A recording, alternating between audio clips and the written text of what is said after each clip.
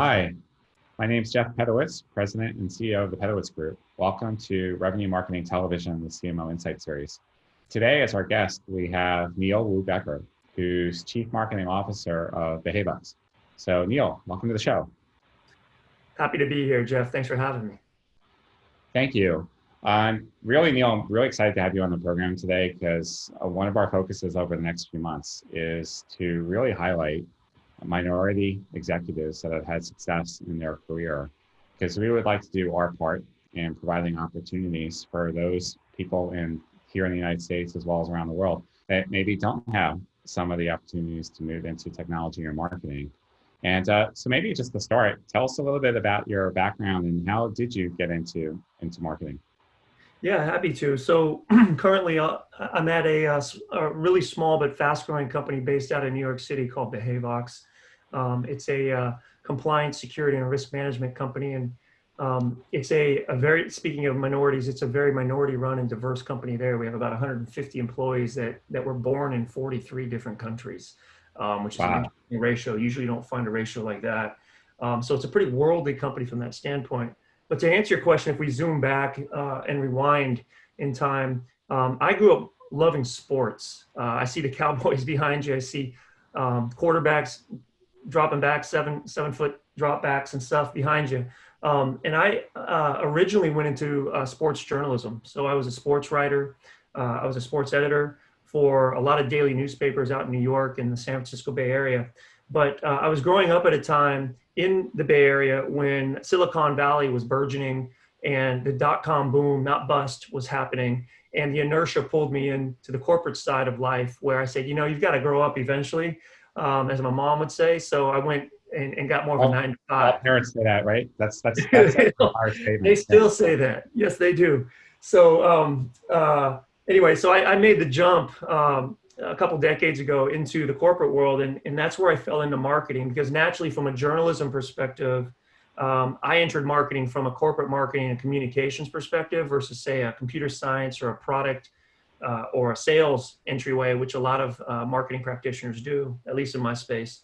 But when you're in the tech sector, in enterprise B2B, the value that I found immediately in marketing, making that shift, was around the storyboarding and the messaging and the corporate marketing aspects.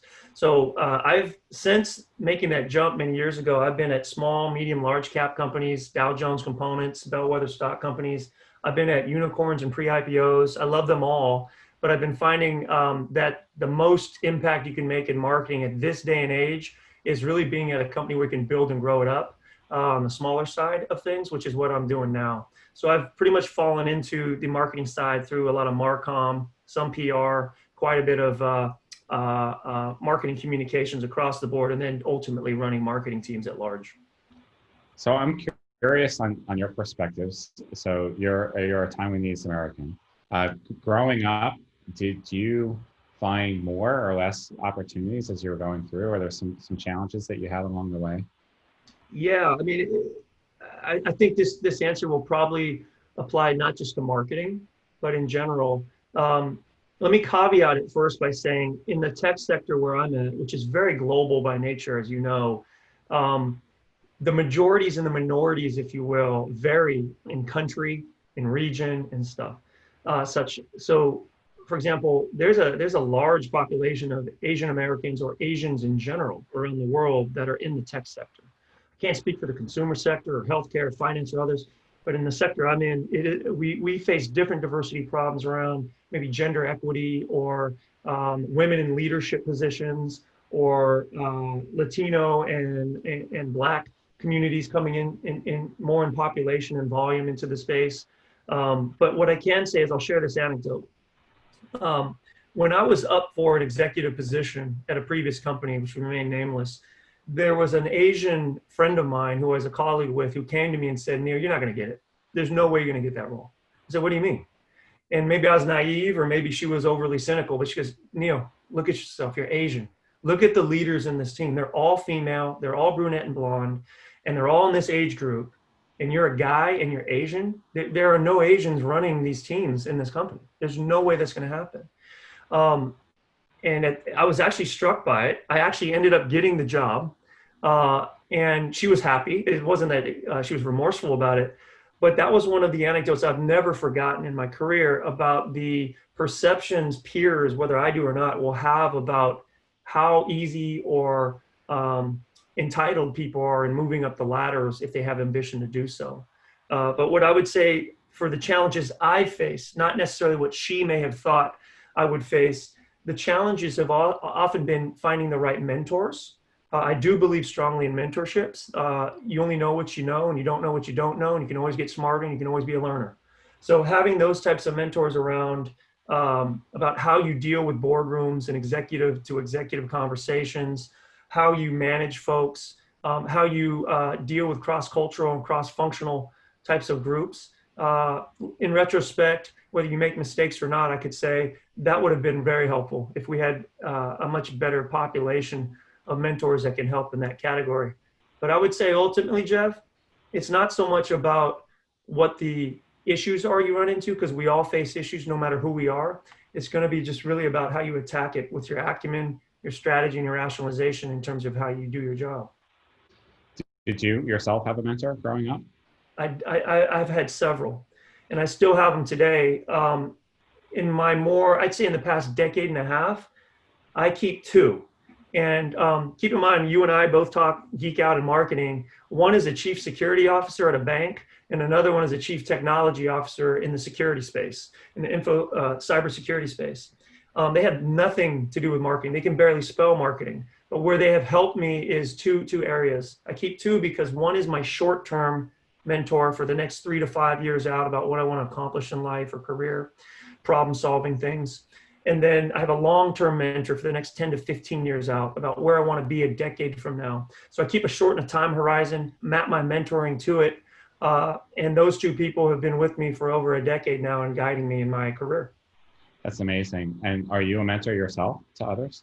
I am. I really enjoy it. I hope I'm not corrupting the next generation per se, but I definitely am called on to do that, and I have no problems doing it. I think it's part of the way we can give back and recruit and groom the next generation. So you did mention that there is a higher percentage of Asians that are involved in the tech sector, but I'm not sure that it applies as much to Latinos or Blacks. Are there things that you think we can be doing institutionally, structurally, individually to help get or close that gap, I guess? Yeah, I strongly believe there is. And a lot of it is out of your and my hands, I would actually argue, because when we start having these conversations about employment gaps with certain demographics in certain countries or certain areas, not just the United States, it's often too late to have that discussion until you wait for the next generation coming in. So I'm a big believer that it starts at the grassroots level in the curricular programs and the higher ed institutions where you can actually have the professions, in this case, say marketing in tech, where I'm in, go in and start actually influencing the curriculum and the universities to start recruiting, marketing, and educating on those types of professional lines. The best example I would give in tech is when I was in college and computer science was really blowing up. This is before data science, but computer science was really blowing up. So everyone wanted to be IT professionals because the IT community was really in need of a volume of people to fill their ranks. They were on those colleges that I was at or my friends were at, recruiting us in job fairs, more computer science classes suddenly the next year. There's no law saying we can't do that in marketing or even in diversification style sociology classes that we want to implement. But I would say that's where you start, where the private and public sector get together at the grassroots level so that when we get to our age, we don't even have to have that discussion and figure out how do we rewind and make it work better. So I think that's excellent. And I know more and more companies are starting to try and do that, but there are so many people that don't even go to college. They're struggling just to get through high school. Are there things that we in the business community can be doing to reach maybe some people that are a little bit more disadvantaged and would never even have a chance to go to college? Yeah, that's a much tougher question and a much more substantive answer to required. I think my initial thought would be this, Jeff, is if we decouple and remove college for a second, we all know somebody, whether they're rich, poor, high income, low income, we all know somebody. And our networks are really what power us forward in our career choice and oftentimes the jobs that we get or don't get going forward, whether you have a college degree or not. So I would argue the networking in the not just the inner city communities, but also the rural communities of our country, if we're going to talk US for a second, becomes it's a very solid opportunity for organizations like yours or even companies like ours to consider doing. Because I would argue this, our best engineers do not necessarily need 4 years of college. They need the expertise to actually code, or a marketer needs to understand how to spell and message and storyboard and design and create and ideate and rationalize. College will help you. It probably makes it a lot easier, but I would argue that we can also look beyond it into the high schools before they make the choice of, am I going to college or not? Am I going to the military or not? And start, again, like I said, at the grassroots level, trying to professionally market, influence, and show more visibility or spotlight our profession at that stage of the game before they've even been in an adult situation to say, I'm going to be successful here, go here or not. So I would argue that we can go farther down the funnel, if you will, using marketing terms, into the high schools and the junior highs to start recruiting in that way. And it also is fun. Anytime you've done a job fair or speak to kids or youth about your job, it's a pretty liberating experience if they're engaged. Great advice. You had mentioned early in the interview, I think over 40 countries, did you say, are represented at BeHavox today? Yeah, so, we're about to hit 150 people, and they've come from 43 different countries. Yes. I think that's amazing. I can't even think of another company that has that kind of representation, such a small company. So I'm curious then, first of all, how does that even happen? How are you specifically recruiting to multiple countries? What are you looking for? How do you find that commonality? What kind of culture are you building that draws from so many different countries? Because I find that fascinating. Sure, I can expound on that. So first of all, just before I even got to the company, our company was founded in 2014 by 5 guys in London. So they weren't even American citizens, if you will. And we have operations all over the world, which naturally will then start bringing in your employees from around the world. We're not a traditional hub spoke tech company where you have all your base, all your wizardry and brain power coming out of San Francisco or San Jose, and then all the minions out in the outposts around the world do it. It's not that model. The open marketplace of ideas that this company's espoused has allowed you to bring in people from around the world who can actually think and do, not just do when someone tells you what to do, from the hub.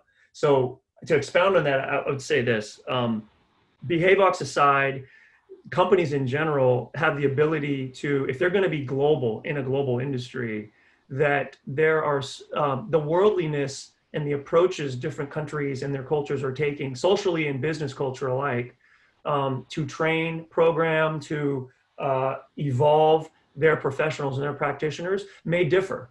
And the beauty of that diversification then becomes, my open marketplace of idea becomes much wider. I have more ideas that are more wider. I will say this, Jeff, that in the tech sector, I can't speak again for other industries, but in the tech sector, it's not about how cool you are or how good looking you are, like it may be in, say, the retail outlets or the B2Cs. It is how smart you are. We want the smartest, most intelligent people you can find. And that means opening up an open marketplace of ideas where ideas can come from anywhere. So I think naturally just the character of or the persona, if you will, of the tech sector is such that they're going to pull the talent from wherever they can get it, as long as it's the smartest they can find to problem solve for their customers. So it may be a slightly different answer than if you ask someone who's not in the tech sector, but that's all I can comment on coming from the tech sector. Well, I love that. And I think that becomes a great equalizer, right? You're just really looking for smarts as a great equalizer, right? Hey, brain power is brain power, no matter what country you're from, no matter what the color of your skin is. I think that's fantastic. So as you build out your marketing team, I guess you're still in a startup rapid growth mode, but what are some of the challenges that you're facing? And I'd love to know how you're handling it's probably the most popular question, right? At the water cooler, what are you guys doing in the current economic climate with COVID? Yeah, I guess we only have a half an hour for this one, don't we? Yeah. Oh, we can always shoot that. We can always shoot that couple. We can do chapter 2 some other time. Yeah. In all seriousness, Jeff, it's actually been an operation of making lemonade out of lemons. Let me explain. So our company, I can't speak for all the companies I've been at before or other companies I haven't been who are watching, but our company is in complete build it mode. There is no gun to my head saying, where are my leads? Where's my pipeline? We are literally building at the moment before we can grow at scale our operations, our infrastructure, the processes, the major league standards we want to play at or not, which level we're going to play at. Team building. I'm hiring literally, if I can advertise right now, we are hiring a full-on marketing team as we speak. I have 16 recs I'm trying to fill just this quarter alone. That'll give you an idea of the volume of people we're bringing in. $100 million backing from SoftBank, so we should be able to afford that. So as a result, we're in this complete build it mode this year. Even if the pandemic had not happened for us, we are still a very game theory style company where we methodically, sequentially say, step one, step two, step three. Don't worry about the pressures of hitting your numbers quarter to quarter to quarter until you can actually do it. So build the team first, build your operation, then springboard and go demand gen at scale from there. So if we had this discussion, say a year from now, this would be a completely different answer. Now I would say, pandemic or not, we are in a massive fast lane mode to try to build our business, drive lead gen and demand gen. Right now we're in a completely more architectural build it mode of just getting our operations up and running. I love that. So I mean, I'm sure a lot of CMOs would whimsically refer back to the time when they could just work on infrastructure and not have to. Yeah, but all the time, does it? Right? Yep. Yep. Yeah, very interesting. Yep. So is there a particular aspect to your strategy where everyone talks about whether it's ABM, channel marketing, or key segments going through resellers? Tell us a little bit about how you're planning on going to market from a marketing standpoint. We are in the throes of this right now. So if I were in front of you on a whiteboard, I draw a line that goes straight up from bottom to top, from left to right, that has three markers on it. One is the tactical marketing state that we're in now, which is we're doing some one-offs just to keep the lights on and drive a little bit of lead gen, right? The second one is to get us to, which we will be at the end of this year, in an integrated marketing state. So if someone says, what's your business model? You'll have an answer. In my case, if someone says, Neil, what's your marketing model? We run an integrated marketing model playbook here. Okay, so when we have an integrated marketing model that pulls in the entire marketing mix for economies of scale, not just digital marketing, but all of marketing, and build integrated marketing campaigns that have 12-month horizons, then as that starts to go, what we're starting to do is peel off a special ops force and a carve out of our budget to do mass market demand gen at mass, but then also to strategic accounts in ABM play as well. So we're going to have a hybrid model of mass market demand gen, ABM to strategic accounts as we go into next calendar year or fiscal year. To do that strategically, I have a marketing framework I've used. I've lost count. This is literally, I think, the sixth or seventh company I've now used it at. I didn't learn it in grad school, didn't learn it from anyone. It's just from osmosis and empirical observation where I've kind of culled this together. It's a 4-step methodology that essentially tries to shed the image that you, I, and all marketing practitioners have of being pure liberal artists who don't understand the business and who like to spend money as a cost center. And the way I try to combat that in this 4-step process is, which we're doing now as we mobilize, is determine the target with which we want to project our sphere of influence. Is it just in our sector? Is it in the tech sector? Is it in the mass market? And rationalize it. And then once we know where that target is going to be, then we come up with our messaging tree. I have 6 branches. Others may have others. But from industry trends and corporate positioning and business strategy of how we're going to win, all the way down to the underlying product and technology we deliver. Once we know what we're saying within that sphere of influence, then the creativity and ideation occurs in the 3rd step around, well, what are our integrated marketing campaigns going to look like? So we're in the process of beginning to design them as we speak, and then roll them off the assembly line with the triangle part of it, of triangulating the in-house, the agency, and the contractor resources that are going to do the work and give us the best cost structure to cost effectively do it. Because if I triangulated that equilaterally, over time of startup, crawl, walk, run to a large cap company, you're going to morph that triangle of how you use those resources. So before I spend a demand gen dollar, especially in a climate like this, where your revenue plans have been completely ripped asunder due to the pandemic and the macro, what we're doing is that 4-step methodology. I call it a circle, square, square, triangle. If you saw my slides, they're in those shapes. It's not a very fancy name. So that once we start rolling off these campaigns and driving demand gen, it's not pray and spray. It's actually pretty methodically thought through and should be much more surgically efficient as a result. I like that, but I think maybe you could brand that circle, circle, square, circle. I think that could be. Circle, square, triangle. Yeah. Yeah, we're already kind of espousing it at BeHavox right now. No one's thrown tomatoes at me yet that they don't think it'll work or that it's painful, but it allows us to be more thoughtful versus the average stereotype of us, which is all you guys do is waste money and pray and spray with your campaigns. Maybe you give us leads, maybe you don't. I want to shed that. Love that. So, just curious, as you've grown through your career, you've steadily risen and had opportunities to grow. Is there anything that you've learned that you would go back and tell your younger self? Like, what advice would you give yourself coming out of school based upon everything you've learned now? That's a great question. Yes. Where do I start? I'll pick one, maybe two tops, but one is, you heard me say it a little bit earlier, but it's actually something I say to my team and myself all the time, which is to think and do. So when you start out, if I'm speaking to someone on this video right now who is 22 getting out of college, 25, only had one or two jobs, you are essentially an order taker, whether you like it or not, because you haven't gotten the reps yet to make decisions on your own, which you inevitably will. The think and do concept is there are doers who are order takers, there are thinkers who can ideate, create, strategize, and rationalize, and then there are think and doers who can do both. The player coach type, the type who's not a stuffed shirt, who can roll up their sleeves and actually get their hands dirty, but strategize and rationalize on the front end of that.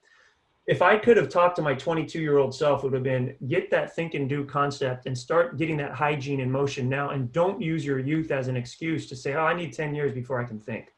Because we have a brain today and we have eyes and we can observe. So the think and do notion is, these are the types of people I hire, whether they're 22 or 66. Can they think and do, or are they going to sit there and wait for me to tell them to push a button? Because if so, you can get an intern for free to do that. So we need people who can run their beats and have the open marketplace of ideas concept in their disposal too, versus wait for orders. I would say that. Otherwise, we should just join the military. Amen. Great advice, Neil. Thank you. And thank you so much for being on the program today and sharing your great insights. All the best for success at BeHavox. It sounds like you've got an exciting runway ahead of you. So same to you, Jeff. Appreciate it very much. Take care of yourself. All right, man. We'll see you soon. Thank you.